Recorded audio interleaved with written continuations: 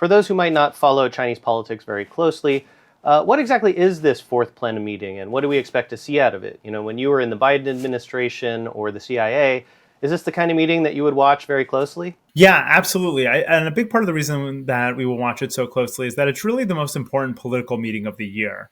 And what the plenum is it's the entire central committee of the Chinese Communist Party. And so what that means is it's the top 200 or so officials from across China, right? Provincial officials, heads of various provinces, key military leaders. For this particular plenum, I think it's going to be especially consequential for two reasons. Number one, on the policy side, the party will kind of endorse the next 5-year plan. It won't be fully finalized until next spring, but we'll get an outline of the next 5-year plan, which will lay the groundwork for China's development in the coming 5 years from 2026 to 2030, which of course would bleed over into Xi Jinping's fourth term.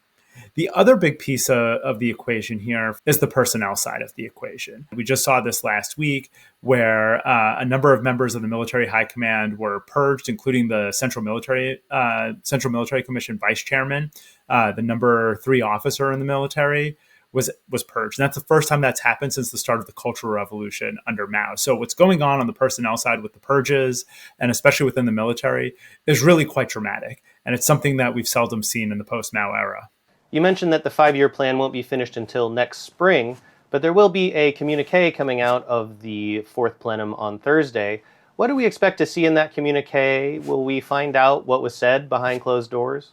Yeah, I mean, it's interesting because as important as this meeting is, this is not a debating society, right? They've already, to a fair extent, already pre-cooked the outcomes of this. Right. So I think that the documents are important because it is the most authoritative document that you're going to get from the party in a given year. I fully expect, since Xi Jinping is this far along in his tenure, I think he feels very confident in the trajectory of his economic policy and his industrial policy, that this focus on advancing China's techno-industrial prowess, advancing its manufacturing prowess, I think he sees it as being on the right path, even with the problems that it's causing. This plenum comes just a week before Xi Jinping is scheduled to meet with U.S. President Donald Trump at the APEC summit in South Korea. Do you see any significance there?